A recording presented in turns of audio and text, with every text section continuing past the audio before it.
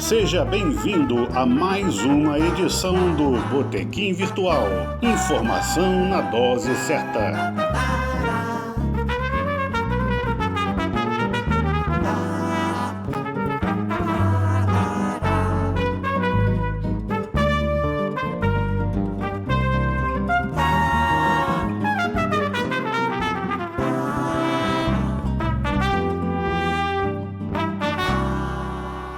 Olá, amigos do Botequim Virtual, amigas, estamos de volta. Mais uma semana, muita turbulência e especialmente ligada a esse tema que nós vamos tratar hoje, que é a energia, né? A gente está aqui, tem o prazer de receber o professor Marcos Freitas, ele é professor de Planejamento Energético da COP, o FRJ, né? E também é coordenador do Instituto Virtual Internacional de Mudanças Globais, que também do qual também a COP é associada, né, da UFRJ. E nós estamos apreensivos, né, professor Marcos, com a questão da energia, não só pelos preços, não só por essa ameaça de racionamento. Há dúvidas tanto em relação à questão do planejamento, quanto também das mudanças climáticas, da escassez de água, enfim, um assunto muito amplo, né? Então, eu, o Rodrigo Otávio, que está aqui comigo, e a Alana Gandra, te damos as boas-vindas. Professor Marcos Freitas, tudo bom? Muito obrigado, estou muito feliz em estar com vocês. O tema é um tanto quanto delicado, mas estar com vocês aqui é um prazer. Perfeito, professor. Chegou também agora o Hélio, né? Já está tomando lugar na mesa aqui no nosso botequim. O Hélio nós somos jornalistas, mas o Hélio é economista. Então, ele sempre ajuda a enriquecer aqui nossa conversa, principalmente porque o nosso programa tem vamos dizer assim, um pano de fundo, né? Que é a questão do desenvolvimento do nosso país, fazer o nosso Brasil se tornar um país desenvolvido, né?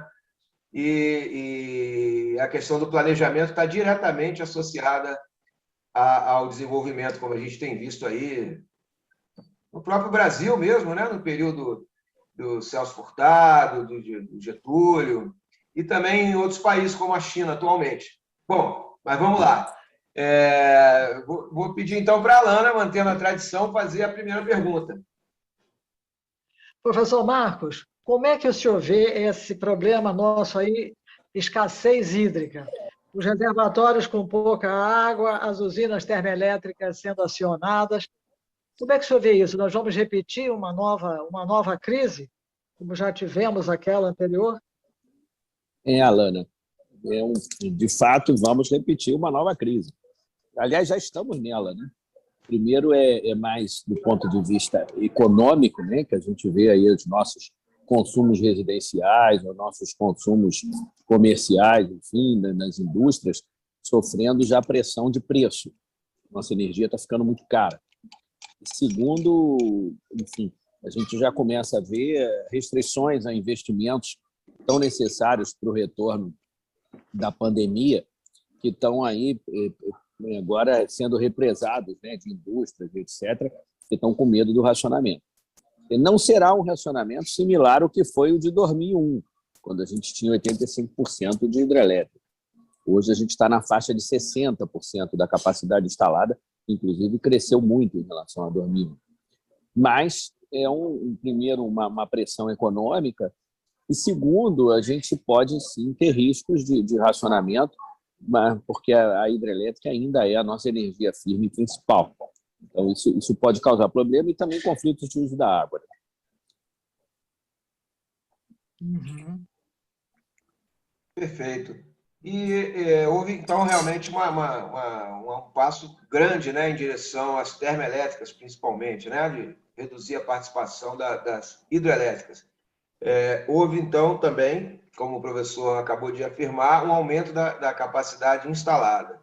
Então, como é que essa questão da escassez de água, ela não teria sido muito mais um erro de planejamento do que propriamente a escassez em si?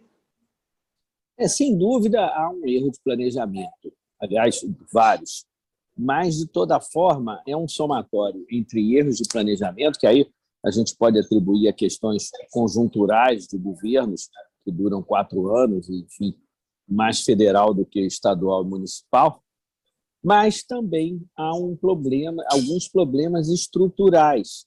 Quer dizer, primeiro, a gente sabe que o país tem água, mas a água está na Amazônia, 85% da bacia amazônica, com Tocantins, e a gente está exatamente o contrário, 85% da população não estão nessas regiões. Então, à medida que a gente vai crescendo a população, na época da crise de 2001, a gente estava com 183 milhões de habitantes. Agora a gente está com 213. Para cada um de crescimento populacional, significa 2 de crescimento de consumo de água. Então, tem que levar em consideração um aumento de demanda. Por outro lado, essa história da gente assumir que é o terceiro ou segundo maior produtor de alimentos do mundo, isso significa muita demanda de água.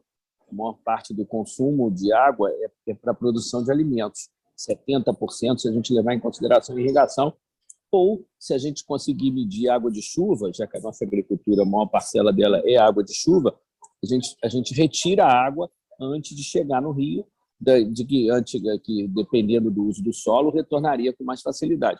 Então, isso é um problema estrutural. A gente tem um problema de ocupação de território e tem um problema daquele tipo de uso da água que é muito demandante. Um terceiro problema que a gente pode correlacionar com a água também é da poluição das áreas urbanas. Agora, do ponto de vista da energia, a gente tinha 105 gigawatts, se não me engano, total, e hoje a gente está com 170. Então, a gente aumentou a capacidade instalada. Uma boa parcela foi em eólica, isso acho que dá quase 20 gigawatts. Outra parcela importante foram um crescimento das termoelétricas, a biomassa, que também ainda é importante, com resíduo de cana-de-açúcar, resíduos também florestais, enfim, tem uma parcela importante, e a entrada das termoelétricas a gás natural, já que a gente já tinha de óleo combustível e óleo diesel e também carvão, que não cresceram tanto no período. Só que essas intermitentes, né, no caso a eólica, ou mesmo a biomassa não é intermitente, mas depende de períodos sazonais, elas não são tão fáceis assim de crescer e ser acionadas, como é o caso da de gás a gás natural ou outra de combustível fóssil. Agora, aí vem os problemas de planejamento, como se ressaltou. Primeiro, a gente tem um problema que é um pouco regulatório e um pouco planejamento, que a gente não está construindo mais novas hidrelétricas, ou quando constrói com lagos muito pequenos, que deveriam ser maior. O país tem uma preocupação muito grande que vem das hidrelétricas da década de 70 e 80, que tinham lagos na casa de 1 milhar de quilômetros quadrados, as maiores. É o caso de Balbina, com mais de 3.000 quilômetros quadrados, gota cheia. É o caso de Tucuruí, com mais de 3.300, e Sobradinho, que tem mais de 4.000. Todos esses lagos deixaram o país traumatizado e as regulamentações socioambientais foram muito pesadas nos lagos de hidrelétrica para a década de 90 e até tempos presentes. Então, as hidrelétricas hoje já não ultrapassam mais de 1 milhar de quilômetros, estão mais na casa de centenas, as grandes, e mesmo as pequenas centrais hidrelétricas, que só têm lago de 3 quilômetros, têm muita dificuldade de serem construídas. Então, por conta de uma pressão ambiental que foi muito em cima de uso do solo, hoje o total de lagos de hidrelétrica, que é 92% da capacidade artificial de guardar água no país, é hidrelétrica, dá 45.000 quilômetros quadrados. Quando eu estava na ANEEL, que eu saí de lá, dormi para Ipaana, a gente estava falando de lá, a gente fez um mapeamento com o INPE desses lagos de hidrelétrica e dava 40.000, eu me lembro do número. Então, a gente cresceu 5.000 quilômetros quadrados de lago. É muito. Mas, para um país de 8.800.000 quilômetros quadrados, eu considero pouco. Eu acho que a gente precisa reverter um pouco essa situação e voltar a guardar água para não sofrer tanto com essas crises hídricas que são recorrentes, né? Ainda mais com o crescimento de demanda de água e de energia. Então, acho que isso tem que ser revisto.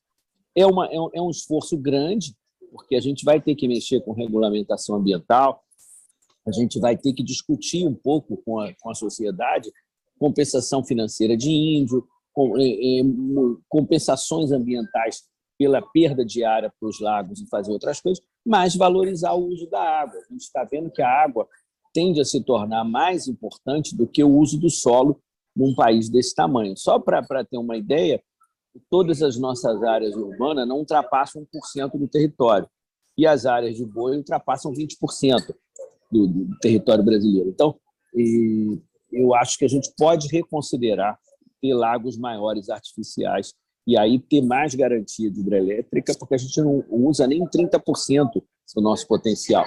A gente está jogando fora uma oportunidade de energia a um certo preço, segura para a industrialização que o país necessita, e muito, cada vez mais, tanto para seus consumos quanto...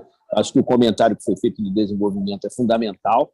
A gente não pode deixar de lado as nossas necessidades de desenvolvimento econômico e até social, e a hidrelétrica é uma oportunidade que o país tem. Não deve deixar de lado de jeito nenhum, mesmo que as outras fontes de energia tenham se desenvolvido. Perfeito.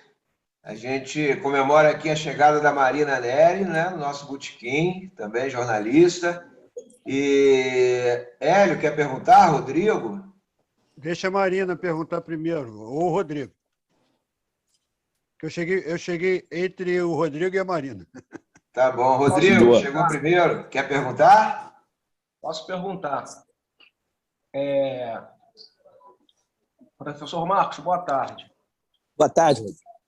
Vou aproveitar o seu título, as suas funções internacionais também, e mudar aqui um pouquinho a conversa interna para a conversa de conjuntura internacional e também desenvolvimento, como nós acabamos de falar aqui e o senhor ressaltou.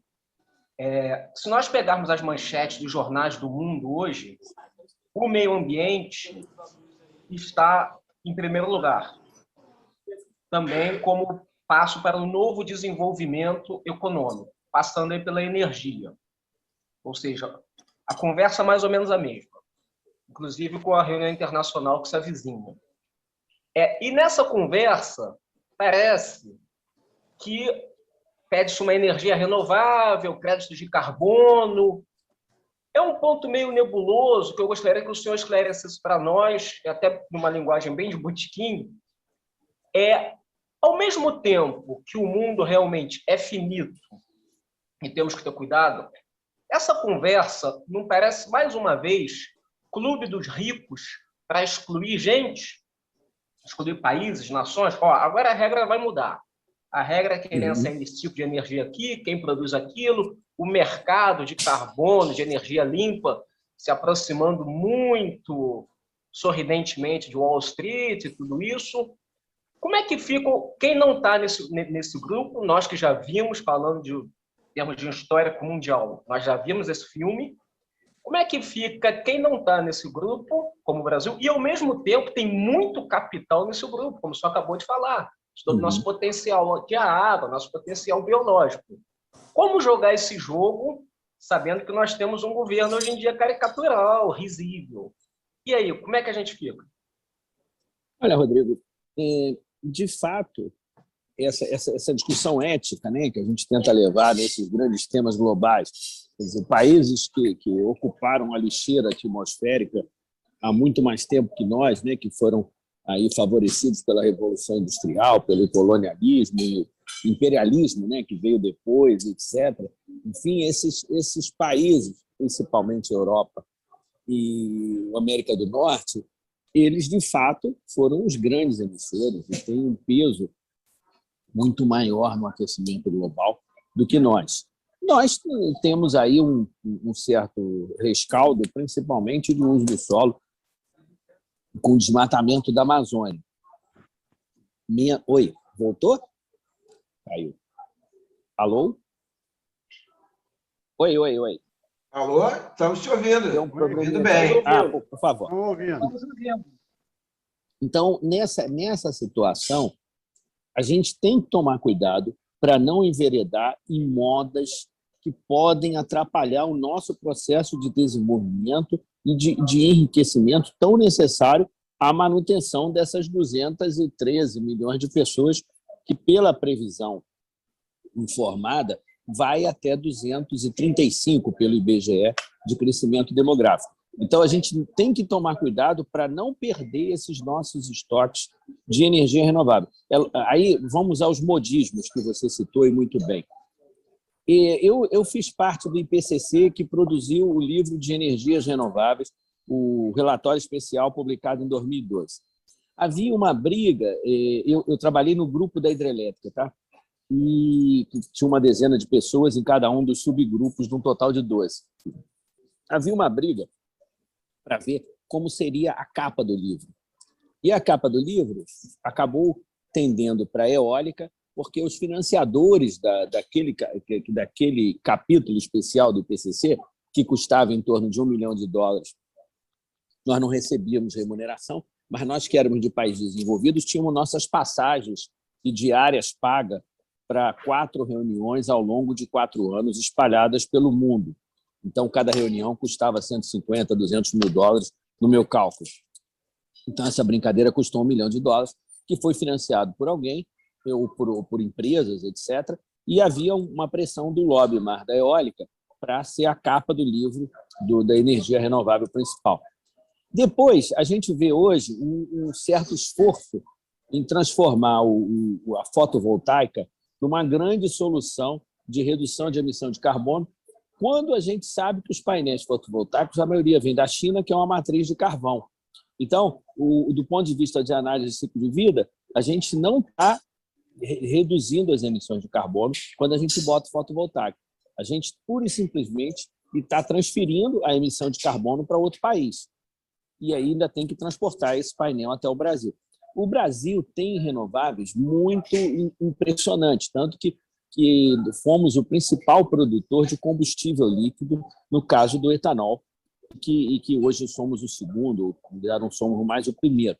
Mas, de toda forma, foi o país que conseguiu dominar combustível líquido para atendimento de motores do ciclo Otto com muito efetivo, né? Na década de 80, enfim, quando estava todo mundo engatinhando ainda no mundo. E mantivemos a nossa matriz com 50% de renovável, enquanto que a do mundo é 88% é não renovável. Então, a gente vem com um histórico de renovável importante. Entrando na eólica, infelizmente, quase toda a eólica é importada. Nós temos só um produtor de eólico brasileiro genuinamente nacional, que é de uma empresinha aqui do Rio de Janeiro chamada Enersud, que eles produzem aerogeradores até 6 kW, de pequeno porte. E aí dominam a tecnologia. Porque os nossos grandes aerogeradores que a gente tem no país, que são importantes, mas nós somos como montadores de carro. A gente traz a tecnologia toda de fora e a gente não dominou essa tecnologia do ponto de vista de desenvolvimento nacional. Então, a gente tem que aproveitar todo o nosso potencial eólico, não tenho a menor dúvida, ou pelo menos uma boa parcela dele, que é muito impressionante nas regiões litorâneas ou em algumas outras de montanha, etc. Isso tudo tem que ser aproveitado. O solar tem espaço, mas não podemos abrir mão da biomassa bem produzida, não podemos abrir mão do nosso potencial hidráulico. E esse potencial hidráulico, quando a gente leva, Rodrigo, para uma questão internacional, a gente pode falar das bacias transfronteiriças. Então, a Amazônia, a gente está falando de 16% da água doce superficial do planeta de rios. É o que sai na foz do Rio Amazonas, com 209 mil metros cúbicos por segundo. Só que um terço dessa água chove em cima dos países a montante, que seriam os países andinos, Peru, Bolívia, Colômbia, Equador, Venezuela, e ainda tem um pedacinho da Guiana, tá? Então, eu falei 6, está faltando um: Peru, Bolívia, Colômbia, Equador, Venezuela. Enfim, desses países todos, a gente tem um terço da água que sai na foz do Rio Amazonas no Brasil que choveu fora. Lá você tem um potencial hidráulico igual ao que o Brasil tem na Amazônia, embora só tenha um terço da água que passa pelos rios brasileiros, porque lá a altura é maior do que a nossa. Então, o H é menor, mas o Q é maior.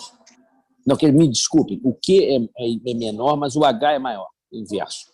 Então, se a gente tiver uma política de geração de energia integrada com os países latino-americanos, a gente pode ter aproveitamentos fronteiriços ou transfronteiriços em outro país e ter um desenvolvimento importante até para poder navegar dentro do possível da bacia amazônica para levar mercadorias nossas, aí vão ter que ter outros modais no meio, para chegar no Pacífico por ali, por saídas e favorecendo as exportações nossas de commodities ou industrializados ou coisas que valem agrícolas, etc., num aproveitamento melhor desses nossos lagos artificiais. Então, isso tem que ser levado em consideração. A água tende a ser cada vez mais um bem difícil de gerenciar. E essa nossa ideia de que tem muita água, mas a água não está perto da casa da gente, nem a gente vê tanta mudança de população para o lado amazônico, a gente tem que tomar cuidado com isso.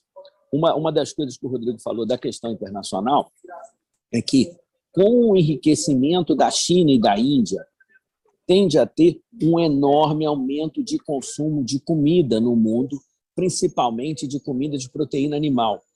Isso faz com que aumente a demanda de uso do solo, de emissão de gases de efeito estufa, e etc., relativa a essa mudança de consumo desses países. Aí a gente vai somar centenas de milhões de pessoas que consumiam pouco, que vão entrar para um padrão de consumo bem melhor e aí com emissões variadas. Então, a gente tem que abrir um olho nesse jogo internacional para não perder as nossas vantagens adquiridas de grandes potenciais de renovável e, ao mesmo tempo, ter um uso da Amazônia equilibrado. Aí eu volto ao que o Rodrigo falou de um governo risível.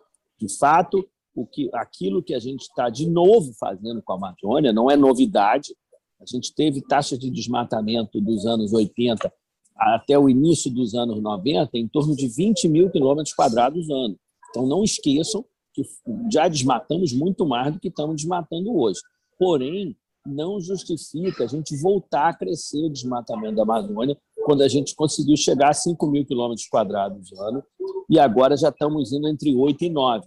Então, não é razoável que a gente use a Amazônia para botar meio boi por hectare, que a gente perca essa biodiversidade a título de desenvolvimento nacional, quando a Amazônia, na virada do século XIX para o XX, foi 50% do PIB brasileiro, e hoje é 5%, usando floresta de pé, que é quando produziu o látex. Não é possível que em toda aquela biodiversidade, ou mesmo na exploração mineral de maneira equilibrada, a gente não consiga reproduzir eventos de sucesso na Amazônia que não seja esse corte de terra arrasada que a gente vê por aí. Então, a Amazônia nos fragiliza. A gente chegar na negociação internacional com a Amazônia pegando fogo, isso é ruim para nós, porque a nossa matriz energética ela até faz o dever de casa e pode fazer melhor. Perfeito. Marina? Oi, gente. Olá. Eu queria perguntar o seguinte, como eu perdi o início, eu não sei se vocês já perguntaram sobre isso. Eu tenho 4 assuntos. Um sobre o risco de blackout. Não sei se vocês já falaram sobre isso. O outro, eu vi aqui um material sobre usina hidrocinética. Eu queria saber o que é essa usina, eu já sei mais ou menos, mas qual é a vantagem, aonde que isso poderia ser feito no Brasil? E também queria falar sobre o horário de verão, se o senhor é a favor que volte. E também a gente pode falar sobre alguma coisa o que a privatização influiu nessas empresas de energia. Perfeito. Marina, vou fazer uma proposta. Como a sua pergunta é bastante ampla, nós temos 6 minutos para terminar a primeira parte do nosso programa. Então, eu vou pedir para furar a fila aqui, só para fazer uma pergunta para ele, e aí você já abre a segunda parte do nosso programa, tá bom? Tá bom. Ô, Rogério. Eu queria também aproveitar o gancho, né? Oi, Hélio. Eu quero a terceira parte do programa, porque hoje está tão importante, está tão interessante, eu já quero a terceira parte. Mas está caladinho aí, mas tá bom. Não sei se o professor Marcos tem essa disponibilidade de tempo. Vamos ver aqui. Então, vou fazer o seguinte. Vou fazer, então, uma pergunta, tá, professor? E aí, na segunda parte, a Marina já vem com essas que ela já antecipou. É porque o senhor falava de outras formas de produzir energia, como a biomassa, e também ficou claro que o gás é o recurso assim mais seguro no momento de emergência, né? Os ventos não são regulares, o sol também, a água também sofre oscilações, principalmente com essa questão dos reservatórios, né? Como o senhor comentou. O gás, então, seria realmente uma tábua de salvação, né? E atualmente a Petrobras, que é também basicamente uma empresa de energia, está praticando preços internacionais na venda de combustíveis, né? A gente está vendo aí com reflexo na inflação, com a insegurança, porque tem fatores como a oscilação do dólar, que influenciam em custos que são fundamentais, chegando até a ser o gás de cozinha, né? Essencial para as pessoas mais humildes que estão cozinhando com madeira, né? Com lenha. Então, eu pergunto, essa política da Petrobras, como o Rodrigo falou do governo risível, né? E o senhor confirmou, não é uma política autodestrutiva, porque a Petrobras, se por um lado ela lucra mais na venda, ela perdeu 30% do mercado de refino no país também por praticar preços internacionais, né? Então, eu queria ouvir essa sua opinião. E ainda no gancho da Petrobras, a empresa está se desfazendo de seus ativos na área de biomassa, de combustíveis renováveis, está totalmente biocombustíveis, né? Se afastando totalmente disso. E mais uma coisa, o álcool, né, também está oscilando nas bombas com preços que não tem nada a ver, que nós não dependemos de cana-de-açúcar do exterior, né? E também somos autossuficientes em petróleo e gás. Como o senhor vê essa política de preço aí?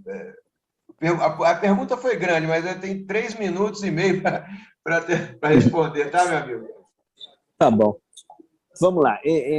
De fato, o setor de energia brasileiro ele vem sofrendo maldades aí há algum tempo. E essas maldades provocam desequilíbrios, porque são investimentos que demandam um planejamento de médio e longo prazo. Um tempo para construir uma hidrelétrica é, no mínimo, 10 anos para conseguir a licença hoje em dia. Isso é um outro problema que a gente tem que tratar. Se for grande, pode ir a 15, pode ir a 20 anos. Então, do ponto de vista de investimento, complica. No setor de combustíveis fósseis, que você tratou, a gente tem visto uma certa dificuldade em garantir esses investimentos dentro de uma... O país investiu muito em extração do petróleo.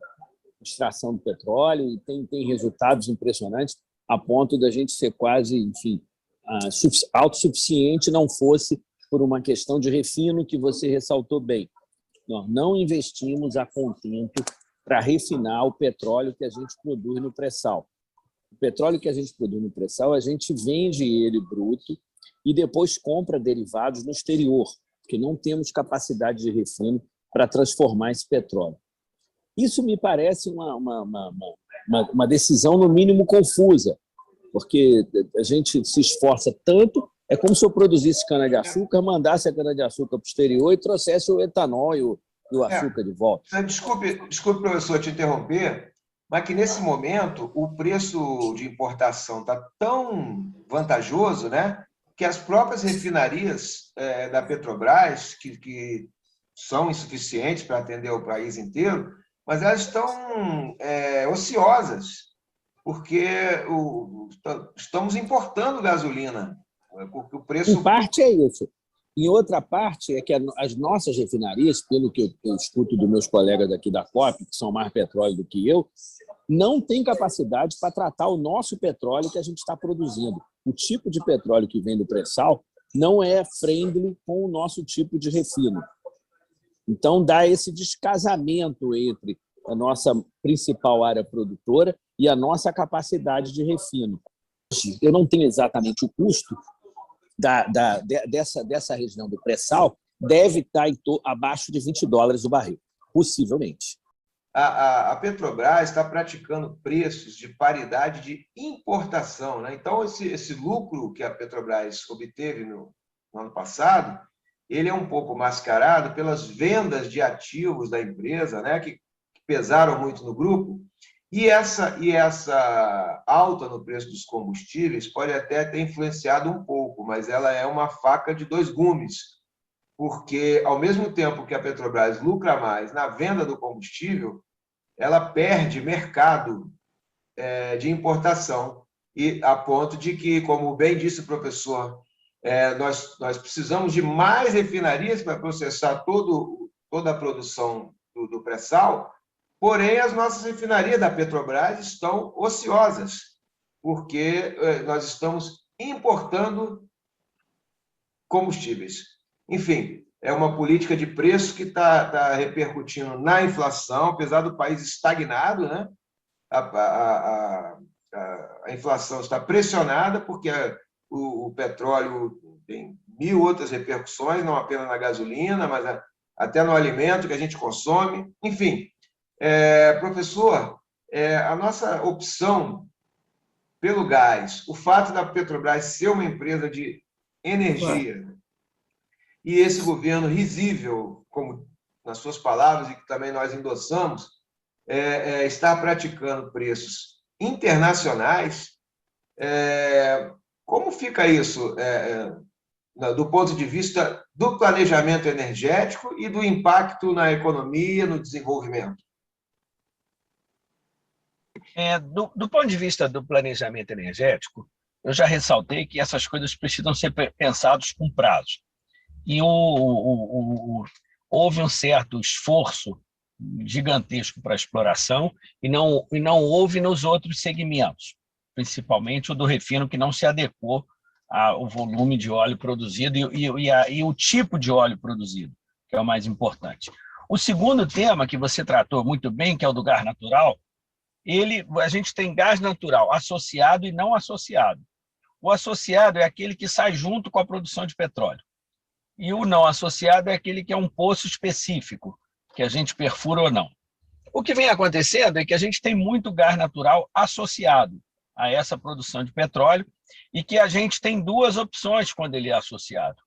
Ou a gente queima no flare na hora da produção, e aí desperdiça esse gás, ou reinjeta no poço para aumentar a pressão do poço, e devolve ele para o poço.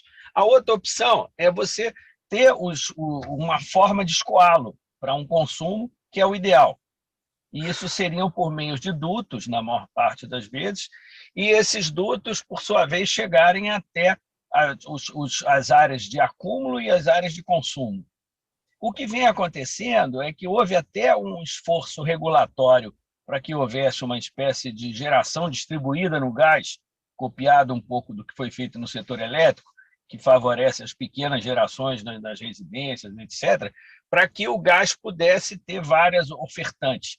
Porém, não há no setor de gás a estrutura que existe no setor elétrico, com linhas de transmissão, com distribuições muito bem estruturadas.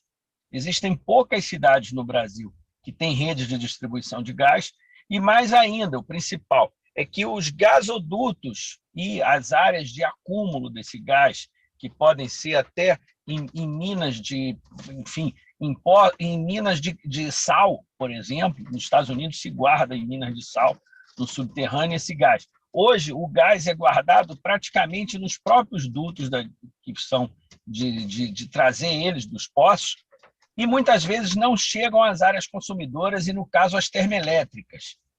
Então, você tem, por exemplo, a inauguração recente da Gás Natural Açu, aqui no Rio de Janeiro, com 1,4 gigawatts, 1,4 giga exato, e vai chegar até quase 3 gigawatts no somatório de todo o seu parque de gás, e ela depende de barcaças de gás natural que vem comprimido do exterior, porque não chega a ela ainda a produção, apesar de estar na costa próxima a Campos. Então, há uma necessidade de investimento na infraestrutura do gás natural. E é um investimento custoso.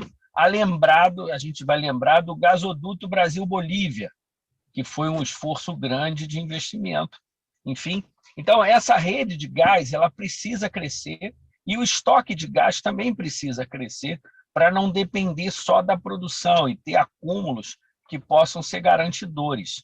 Então, a gente tem as termoelétricas que podem ser construídas com rapidez e o gás natural é uma energia importante, embora registre mais emissões de gases de efeito estufa do que as renováveis, principalmente a hidráulica, a biomassa e o eólico, porém, e o solar também, por sua vez, mas ela é melhor do que o combustível, o óleo combustível, ou o diesel, ou a gasolina, ou outro que seja de derivado de petróleo, e também muito mais do que o carvão. E na Europa significou a redução das emissões da Europa foi a entrada não só do nuclear na década de 70, 80 e 90, mas também do gás natural. A gente vai lembrar do gás natural da Rússia, por exemplo, e que acaba usando isso numa geopolítica de pressão entre eles, etc. Mas nós temos gás natural, mas não temos estrutura para chegar nos mercados consumidores. E isso é falta de planejamento, ou no mínimo, a gente se equilibrar, porque o nosso setor de energia vem sendo levado com algumas soluções boas.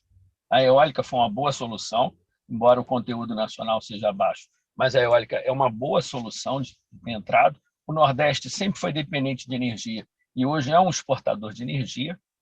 Carece de ajustes, porque a eólica não paga ICMS no local de produção, nem tem compensação financeira para aquelas populações como teve a hidrelétrica e outros tantos, e isso vai na conta, porque muitas áreas agrícolas estão sendo reduzidas para colocar essas fazendas de eólica. Então, precisaria ter algum estímulo ao desenvolvimento local em troca dessas chegadas da eólica. Mas, de toda forma, é uma boa decisão, e o gás natural deve ser estimulado, sim, mas precisa dessa infraestrutura, e se não houver a infraestrutura, e aí isso passa por um investimento governamental e privado, estimulado, a gente vai ficar dizendo que tem regulamentação para a ponta, mas o gás não vai chegar na ponta. Perfeito. E nós estamos vendo o governo caminhando na direção oposta. O governo vendeu a Liquigás, o governo vendeu os gasodutos, os dutos, a malha do Nordeste, a malha do Sudeste. Hoje a Petrobras paga aluguel pelos gasodutos para levar o gás que ela encontra e ela produz a custos cada vez menores, né? Foi privatizada a BR Distribuidora, que é a segunda maior empresa do Brasil. Então, a Petrobras, com essa política de preços internacionais, ela não controla mais o preço e nem a distribuição do combustível num país tão carente de um planejamento para o desenvolvimento, né? Então, eu deixo isso aqui registrado e agora sim passo para a Marina e para o Hélio para eles encerrarem o nosso programa. Antes, eu vou só dar aquele recadinho já tradicional para os nossos ouvintes, né? Se você gostou dessa entrevista, clique lá, se inscreva no canal, clica no sininho, Botequim Virtual 2020. Clicando no sininho, você vai ser sempre avisado de novas entrevistas, tá bom? Sempre às sextas-feiras, às 13 horas, a gente põe uma nova entrevista. Marina e Hélio, é com vocês agora, tá? Marina. Eu tinha pedido para ele comentar para a gente se a gente tem o risco do blackout, quanto que é esse risco, se existe essa medida, né? Também sobre as usinas hidrocinéticas, se elas ajudariam numa situação como essa e o que elas são, né? Explicar para o ouvinte. Falar também se seria bom a gente voltar para o horário de verão. E, em último caso, também sobre as privatizações, se depois das privatizações houve uma piora ou uma melhora dos serviços de energia. Olha só, Marina, primeiro, blackout, não acredito. Podem ocorrer falhas regionais, como aconteceu recentemente, uma queda de linha de forno, de transmissão, enfim, e que afetou algumas cidades, entre elas a região dos Lagos aqui do Rio, mas também interiores de São Paulo e Minas. Não me parece, no cenário atual, que a gente corra risco de blackout, não, até porque começou o período chuvoso. Então, não vai recompor o reservatório ao nível desejado, mas tende a melhorar um pouco essa situação. Então, eu não diria que o blackout é previsível, pelo menos para esse ano não entraria nessa discussão. O segundo ponto que você falou são das hidrocinéticas.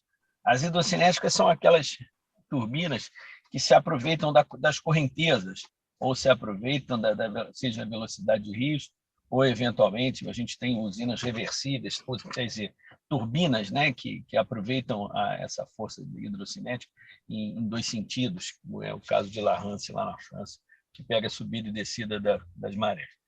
Elas têm espaço, sim, e devem ser estimuladas. Por exemplo, na Baía de São Marcos, do Maranhão, seria similar a essa da França, de vai e vem de subida de maré. Em alguns rios da Amazônia foi estimulado também essa situação. A gente tem o caso maior no Brasil, que é o das hidrelétricas do Madeira, que já usam a hidrocinética, que ficam dentro da água e não dependem de barramentos importantes.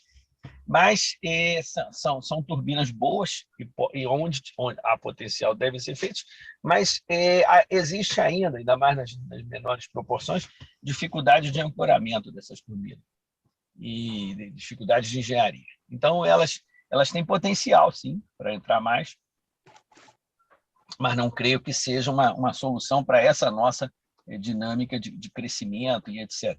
Eu diria que a gente precisaria mesmo de hidroeletricidade, de usinas com maior capacidade de reservatório.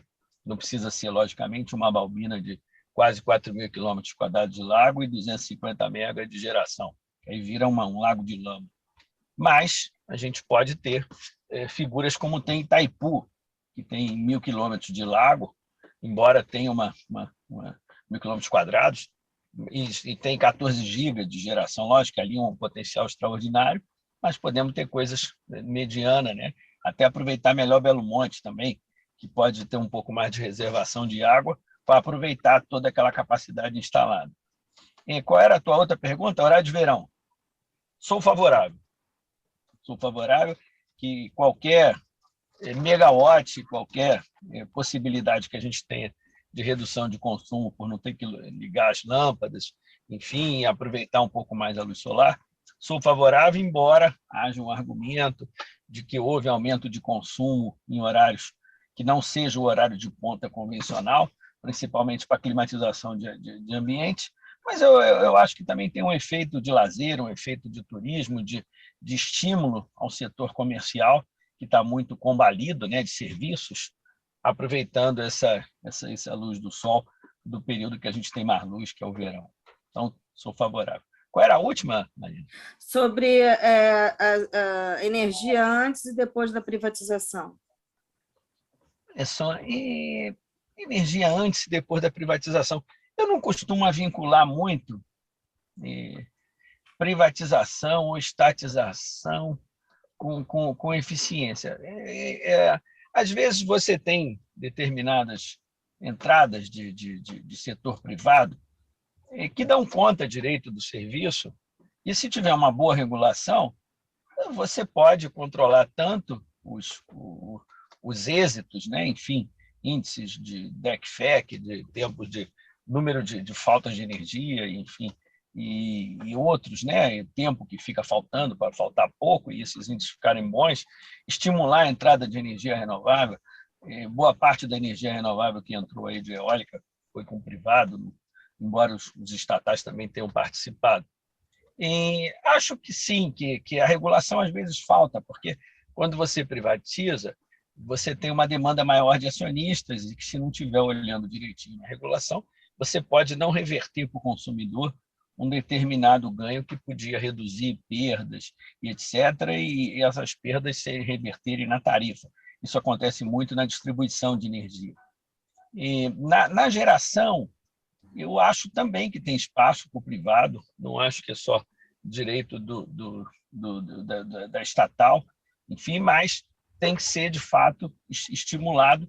O estudo, por exemplo, do potencial hidráulico é uma parte que eu considero que há muito esforço a ser feito pelo governo, porque um potencial de uma bacia é diferente de um potencial de um ponto só, que muitas vezes o privado vai estudar um ponto por questões econômicas, etc. E o governo, como dono do potencial hidráulico, é tudo federal, que ele tem que valorizar o máximo possível. Então, fazer o estudo do potencial hidráulico do ponto de vista governamental, eu acho que está correto, até porque tem que correlacionar com os outros usos da água, mas eu acho que o aproveitamento pode sim ser o espaço do privado como do outro. Acho sim que há uma preocupação para que a gente possa aproveitar os nossos potenciais e também perder empresas privadas, mesmo que nacionais, enfim, que sejam privadas, mas que a sede principal seja no Brasil, isso tem que ser estimulado, porque o nosso setor de energia perdeu muito em capacidade de produção de tecnologia nacional. Eu acho que a última que a gente tem que se orgulhar muito é o caso do etanol. A partir daí, a gente vem perdendo espaço, até o nosso motor a álcool, hoje é esse motor flex, que é muito mais ineficiente do que o do Corcel 2 do meu pai, 82, que fazia 12 km por litro com etanol. E agora, para você conseguir fazer 9 com gasolina, você tem que se esforçar praticamente não acelerar o carro. Então, a gente perdeu espaços tecnológicos e eu acho que isso sim, esses conteúdos nacionais têm que ser buscados dentro do possível. E voltei a dar o exemplo aí do eólica, que a gente só controla o pequeno porte, e o solar, que a gente tinha uma empresa chamada Heliodinâmica, que também desapareceu, que fazia os tarugos no Brasil, de sílica, né, para depois usar aquelas bolas nos painéis. É isso. Perfeito, professor. O professor lembrou muito bem a questão do conteúdo nacional, né, que está presente, pouco presente nas eólicas, né, mas que a Petrobras tinha um programa amplo de estímulo ao conteúdo nacional e que foi totalmente desfigurado recentemente, né? Mas, Hélio... É verdade. Por favor, Hélio. Agora é Vamos contigo lá. mesmo, Hélio. Agora você vai fechar com chave de ouro. Vamos lá. Professor Marcos, prazer. Tá? Prazer, Hélio. A primeira coisa que eu quero falar é que nós chamamos de um botequim. Então, todas as besteiras ou as coisas certas que eu falar faz parte do botequim, do clima do botequim. Perfeito? Então, Perfeito. Se prepara. A gente, eu, o Rogério e mais um colega, nós temos uma série de artigos que nós escrevemos. E a gente tem um lema, 99% univos. Tá? Num dos artigos mais recentes, nós implantamos 2 santas do imaginário popular. Santa ignorância e santa hipocrisia. Tá? A santa ignorância, a gente reza para ela recuperar a memória, a consciência dos 99%. E a gente reza para a santa hipocrisia para iluminar e fazer com que os hipócritas peçam perdão, façam meia-culpa, entende? Porque é isso que nós estamos vendo hoje no mundo. Professor Marco, estou falando, é papo de botequim, né? Agora eu vou começar a história. Recentemente, a gente tem escrito isso nos nossos artigos, recentemente, 2008 para cá, a economia mundial tem demonstrado que não tem mais questão de necessidade de recurso monetário. Mostrou que a economia é real. Eu não sei se o senhor conhece finanças funcionais e teoria moderna da monetária. Conhece alguma coisa dessa? Não conheço. Né? Bom, a partir de 2008, o que aconteceu? O Ben Bernanke, do Fed, dos Estados Unidos, ele falou o seguinte, olha, a gente jogou dinheiro de helicóptero. Tá? Nós jogamos dinheiro de helicóptero para salvar o sistema financeiro. Tá? E isso estava dentro já da nossa teoria de finanças funcionais. Em última instância, é o governo que sustenta tudo para não deixar quebrar. Tá? E o Fed tem feito de 2008 para cá todo esse tempo. Com a pandemia, voltou a injetar dinheiro de novo. E gozado, não veio a famosa inflação. Entendeu? Não veio o contexto que sempre foi falado que você tinha que ser austericida com dinheiro. Bom, o porquê que eu me aproveito disso? Porque eu me considero, pelos meus anos de BNDES, 35 anos de BNDES, um desenvolvimentista. Tá? Então, você junta, não tem mais necessidade de você ter restrição monetária. Você tem restrição, sim, física, humana e matérias-primas. Essa restrição está aí, mas não é isso que tem. Tá? Não de finanças, monetário, não, nada disso. E aí reforça o quê? Reforça o planejamento. E qual é o país hoje que mais demonstra que planejamento é necessário? China, né? Tem feito isso e tem se desenvolvido bastante. Hélio, temos Aí, 6 minutos. E já está acabando, eu estou falando muito. Então, professor, o que eu digo é o seguinte, como desenvolvimentista e planejador, o que eu vejo tudo é uma grande balela na parte energética brasileira. Não é isso, não? Olha só, como o senhor falou, Itaipu, muito mal explorada. A gente ainda tinha também uma área, Eletrobras tinha a área de Itaipu, tinha uma área do norte, tem Furnas e tinha do sul.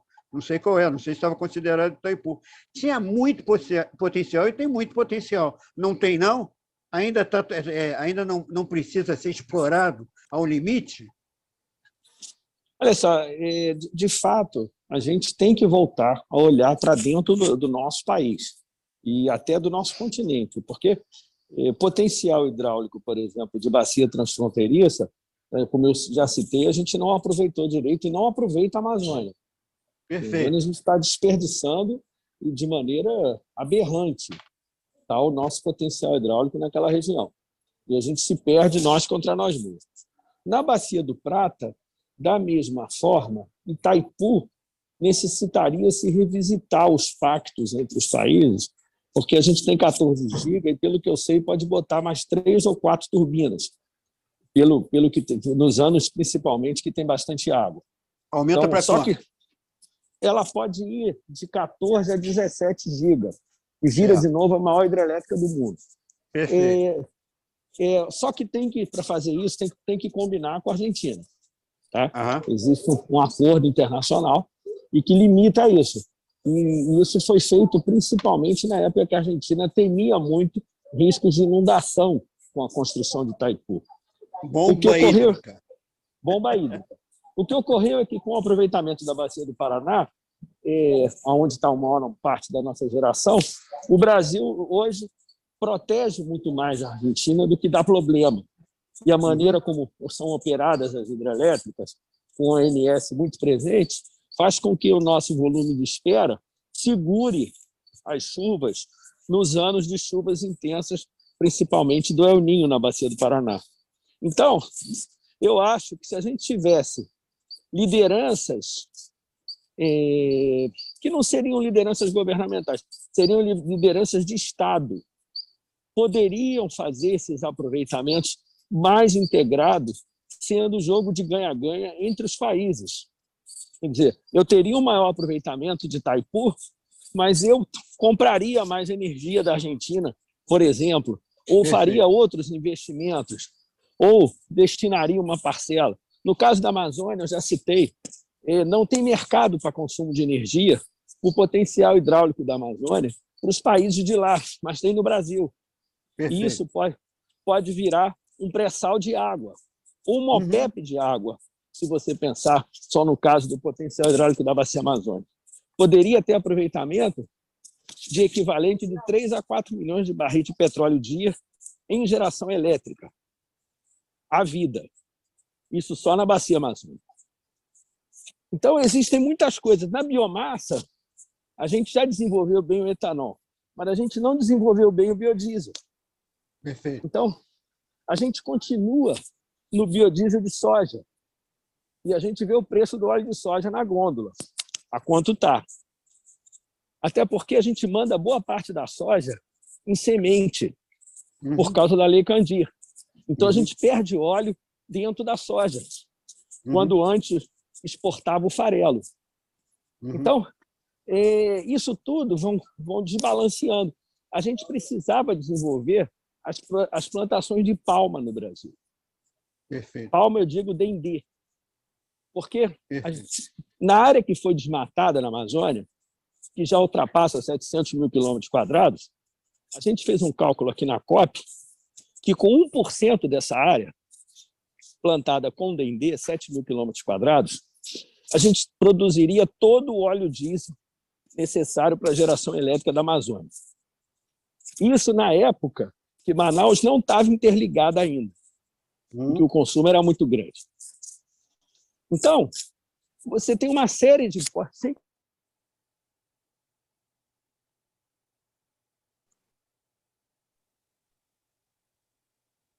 Opa! Vou contar aqui, 7 mil quilômetros com a Amazônia, a gente teria uma na base de 10 hectares para cada família. Então, isso daria 70 mil famílias, que, por sua vez, não estariam envolvidos com o desmatamento da Amazônia.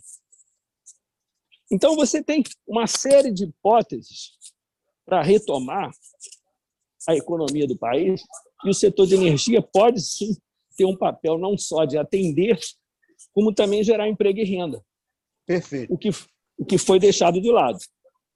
Professor, posso te interromper um pouquinho? Professor, por favor. Rapidinho. A última palestra que eu vi do professor, do criador do pré-sal, esqueci o nome dele, professor? Guilherme Estrela. Não, do óleo. Nós entramos no último minuto aqui, meu amigo, do programa. Eu acho que esses últimos números que o professor nos passou, né, são muito impactantes, né? O professor Marcos Freitas, de Planejamento Energético da COP, o FRJ, é realmente uma referência. E esses últimos números, eu acho que resumem bastante de tudo que nós falamos, né? Olha só o impacto de pequenas ações, tanto na preservação do meio ambiente, como na economia, no melhor sentido possível, né? Então, estamos realmente no último minuto. A gente agradece a todos que participaram e especialmente ao professor Marcos Freitas. Grande abraço, professor. Esta foi mais uma edição do Botequim Virtual. Informação na dose certa. Até a próxima.